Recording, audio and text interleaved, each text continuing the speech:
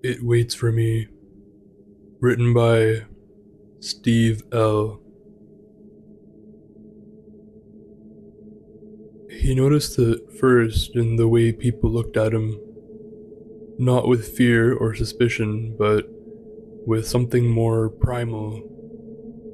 Animals were the first to sense it. Dogs that used to bark playfully at him now whimpered and hid behind their owners. Birds stopped singing when he passed. Even the wind changed. It no longer rustled the trees, it hissed through them. It started small. A figure glimpsed in his peripheral vision. A second set of footsteps when he walked home alone. They were long and distorted, unreal. A door would close just a second too late behind him, echoing faintly with a low noise, almost like a giggle. He told himself it was paranoia, stress, lack of sleep. He'd been through worse. He could handle worse. Maybe this was a dream. But it was never a dream. Not really. In Chicago, his landlord went missing the night after handing him the keys. The apartment was cold when he entered, unnaturally so. There were clawed handprints on the frosted window. On the inside, he stayed only 2 nights. The third night, he woke up to find every cabinet open, every faucet running. Something had rearranged the furniture into a circle around him as he slept. In Austin, the hotel room door clicked open at exactly 2:17 a.m., 3 nights in a row, despite the chain lock. The concierge vanished the morning after giving him a knowing glance.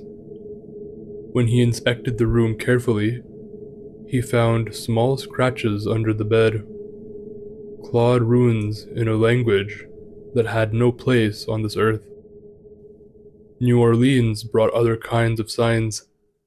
A child stared at him for a full 10 minutes on Bourbon Street, without blinking, then whispered to her mother that the skin he wears is too tight. That same night, he saw a shape slither across his hotel ceiling, long, black, and fluid. It paused over him as he lay frozen in bed, then seeped into the cracks of the top of the wall. In Portland, every mirror in his apartment cracked simultaneously. In Minneapolis, his breath fogged the air indoors, even in the height of summer. In El Paso, he found something like a feather in his bed, slick with oil, longer than his forearm. No bird in this world had wings like that. He touched it, and it disintegrated into nothing, like ash in the wind. Still, he didn't run. Not exactly. He moved a lot. No trace, no patterns, just enough to try to stay off its scent. Or so he had hoped. Every time he left a place, it followed with more confidence. The signs grew bolder, the traces more permanent. There were nights when he sat in the bathtub, fully clothed, the door locked, the lights off, just listening. Not for anything in particular, just the absence of noise. The moment when the hum of the refrigerator stopped, or the air outside grew too still. When he could hear his own breath echo like it was being whispered back to him. He began carrying knives, salt, chalk, a small mirror always angled toward the nearest door. He etched sigils into the soles of his shoes. It was something he saw on the internet. He stopped sleeping in beds. Then, the dreams started. At first, they were fragments, the sound of footsteps on wet stone, the glint of movement just beyond torchlight, whispers from behind doors that didn't exist in the waking world. But soon, they deepened into something more vivid, a recurring dreamscape that seemed to grow with each night. He found himself in a corridor, stretching infinitely, its walls pulsing like lungs, covered in twitching, black veins that whispered his name. The ceiling was too low in places and too high in others, and exhaled stale, hot air that smelled of sulfur and mold. He ran his hand along the surface and felt it twitch beneath his touch. Through all of this, something always followed in the distance, never running, never frantic, but always gaining ground. The creature was no longer just a shape in the dark. It began taking form in the dreams, first as a silhouette, with too many limbs, then as a malformed shadow with eyes that opened and closed randomly across its chest. Once it appeared in a mirror embedded into a wall, an unformed shape, watching him with what seemed like fascination. Its shattered tongue licked the inside of the glass. He would try to escape it, but the corridors shifted behind him. Doors led back to rooms he'd already fled. The floor sometimes became viscous, clinging to his feet like tar.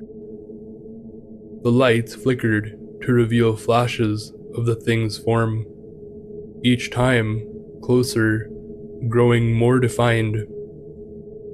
One night, he woke up screaming, the taste of salt and iron on his tongue.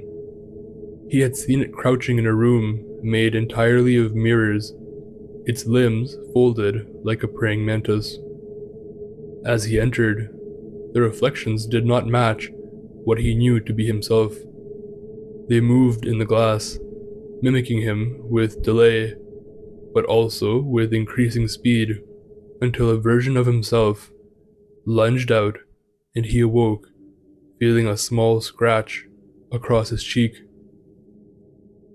Another night, the dreamscape shifted into a cathedral of bone, lit by flickering blue fire.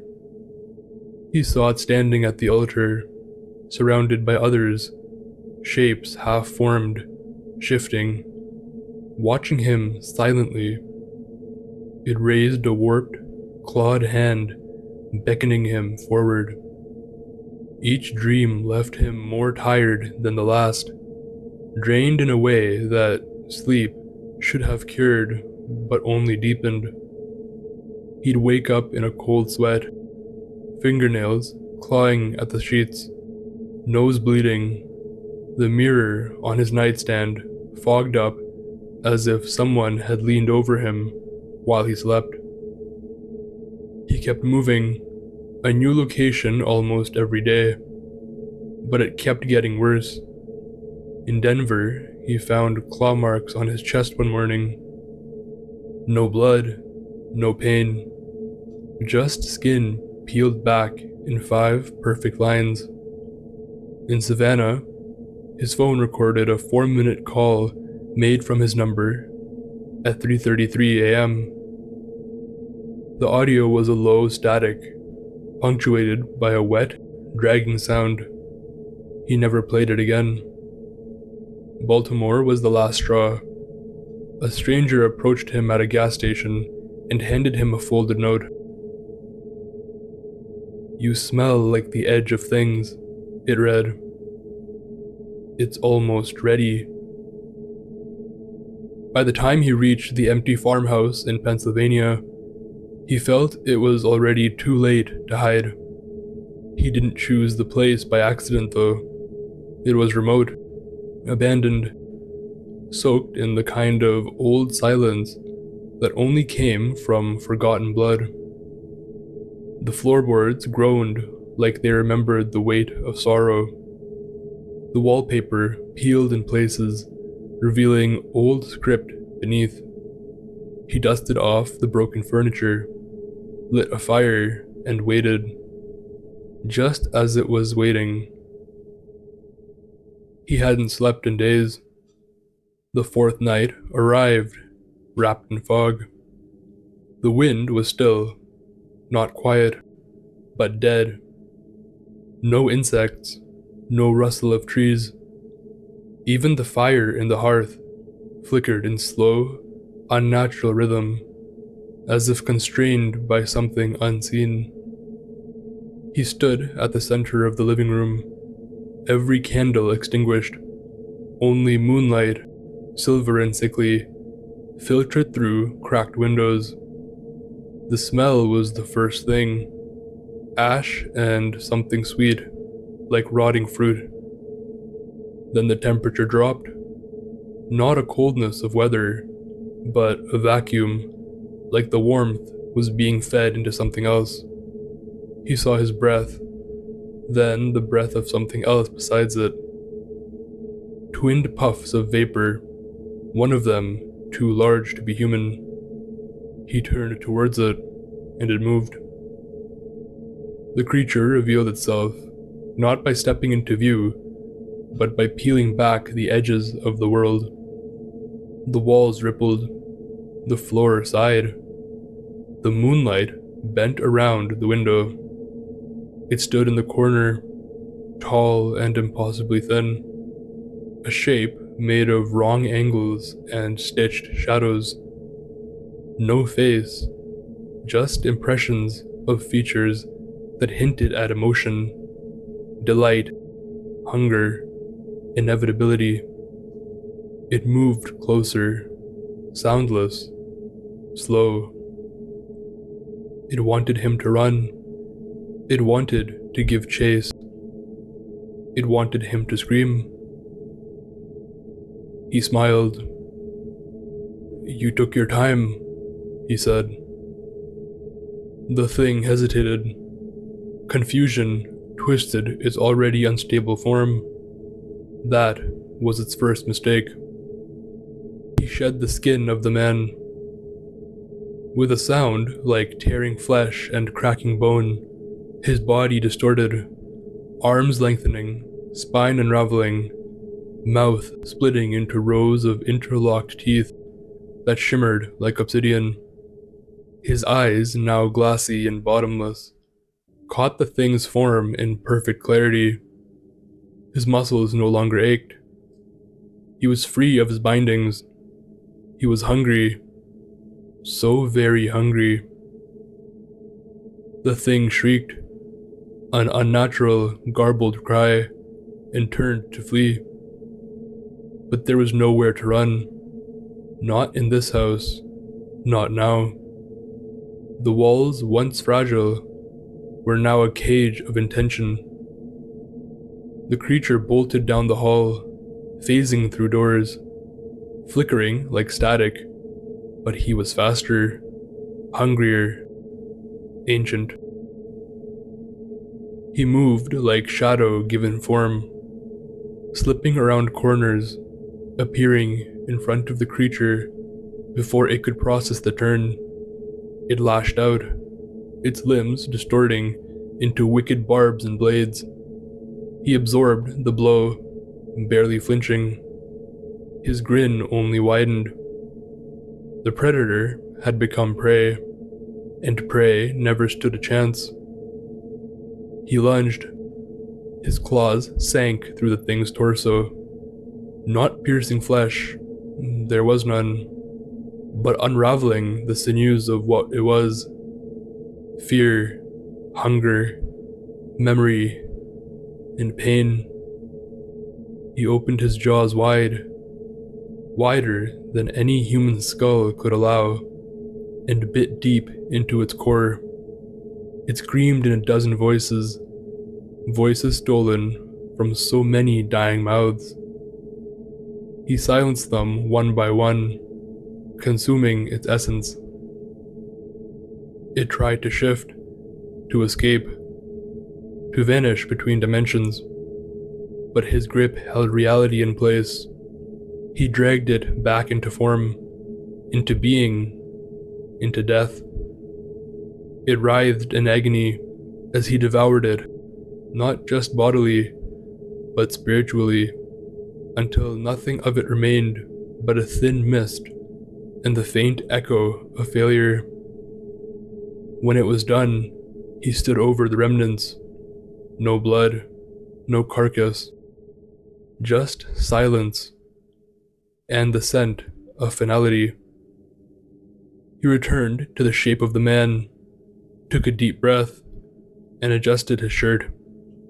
His skin itched with the restraint, but the hunger was sated for now. Back in the city, no one noticed him. Just another face, another body among millions. But he watched, waited, scanned the news for strange disappearances, unnatural deaths, and glimpses of things that didn't belong. He would find another. He always did. After all, they waited for those like him, but he was the one who fed.